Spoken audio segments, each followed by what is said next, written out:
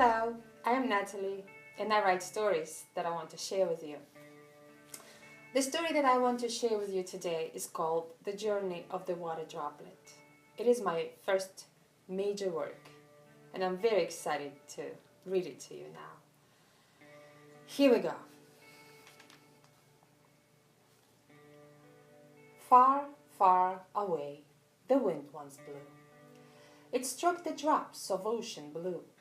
The mighty power has decided it's time for droplets to be guided.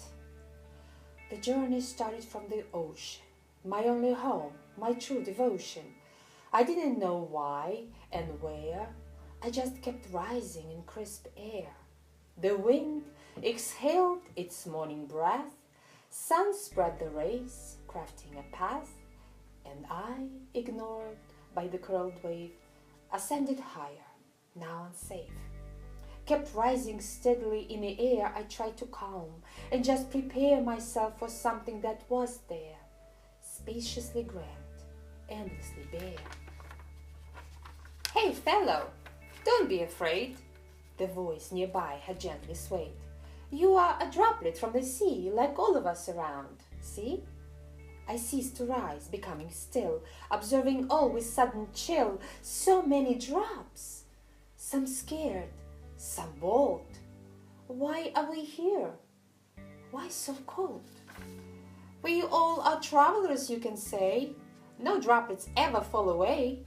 We go forward, up and down, and then again, all year round. But where am I going next? I feel incredibly perplexed. That I don't know. Sorry, dear. Enjoy your journey. Learn to steer. The droplet, which seemed old and wise, got blown higher into skies. I tried to savor this still moment and looked for any bright component when suddenly my path has changed. Descending down, I disengaged from strange, unknown droplets' huddle and plunged myself into a puddle. Look at this dewdrop, isn't he lovely? Awfully flat and slightly ugly. You won't survive under kids' feet. You won't withstand the day's strong heat. Are they all saying this to me? Should I respond and disagree? What kids' feet do they talk about? What heat? I just don't like this crowd. I've tried to calm my growing fear, but kids' feet threat appeared near. The puddle's drops began to shake. This journey seemed so hard to take. I couldn't waste my time for long. The beasts kept coming. They were strong. In order to survive the danger, I needed tactic, somewhat major. And instantly, while stretched and bent, I thought of leaping games I've played with all of my beloved friends back in a place that never rests. The one that's cleaner than the sky, where massive waves keep rising high, where golden sun shines bright and warmly, where no single drops feel lonely. Myself I pictured in that ocean, inhaling sea breeze magic potion. I swiftly bounced, leaped and stretched, performing life skills cutting edge, until what I've heard was a silence. The kids have ceased to cause the violence. I have survived, I've done it, yes! I've totally enjoyed this path. Shaking stress off, I turned and saw the droplet's gaze.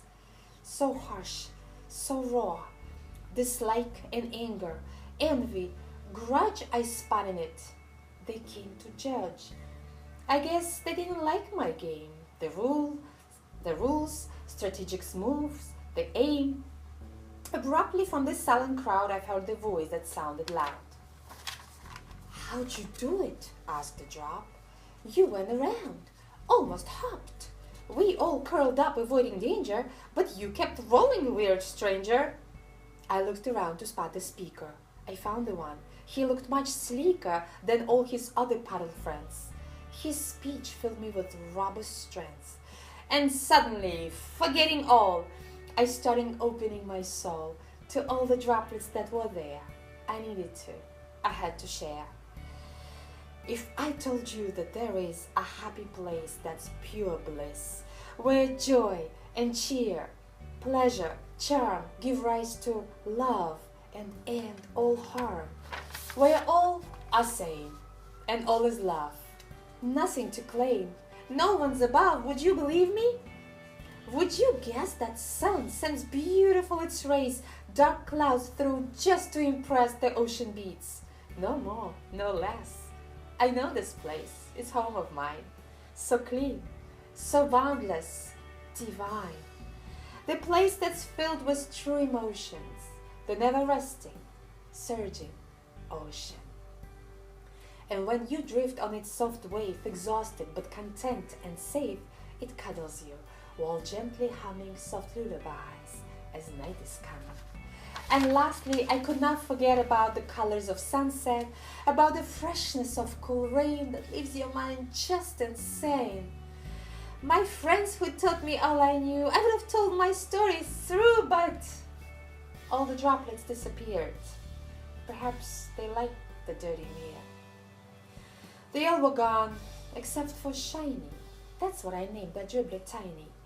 And every day he'd ask for more of stories near ocean's shore. While listening, he'd change a bit. There definitely was a drift in his appearance that seemed dull before the ocean tales are spun. I'm thankful to the wind and oceans. He couldn't hide his true emotions. They send you here. Now I know. The life can change with just a blow. The paddle life became more pleasing. The kids' feet danger felt like teasing. I started liking these free creatures, observing their friendly features.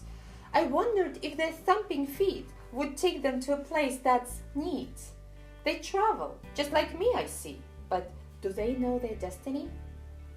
I kept on waiting for a reply, while days became more hot and dry. I felt myself more dense and soggy. My bubbly thoughts appeared foggy.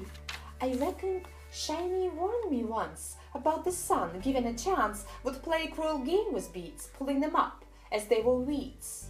I couldn't grasp that it was true, but watching sun's rays gleaming through, I started seeing puddle buddies stretching in skies their filthy bodies.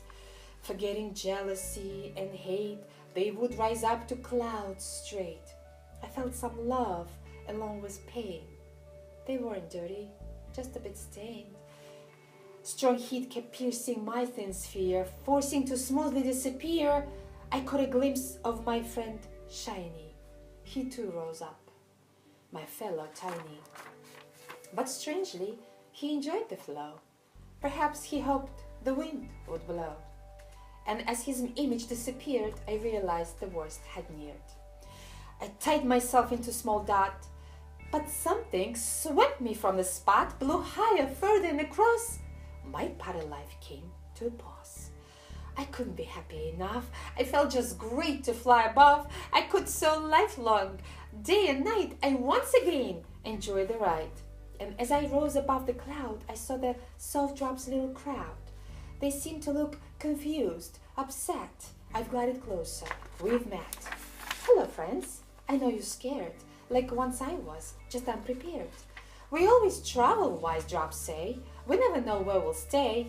And seems that once we get somewhere, going through clouds in despair, the hidden power that's so mighty pulls us back up, not always lightly. It feels like each round Droplet 4, there'll be a few journeys to explore, the journeys that will come and go. Your job? To learn how to flow. Freshwater beats resumed their frown, while I began descending down. My body changed, becoming rigid, as air cooled, growing frigid. The only color that I found was white. It blanketed the ground. The soothing wind began to creep. I lost myself inside deep sleep. The gentle touch of the sun's rays my body's ache tried to erase.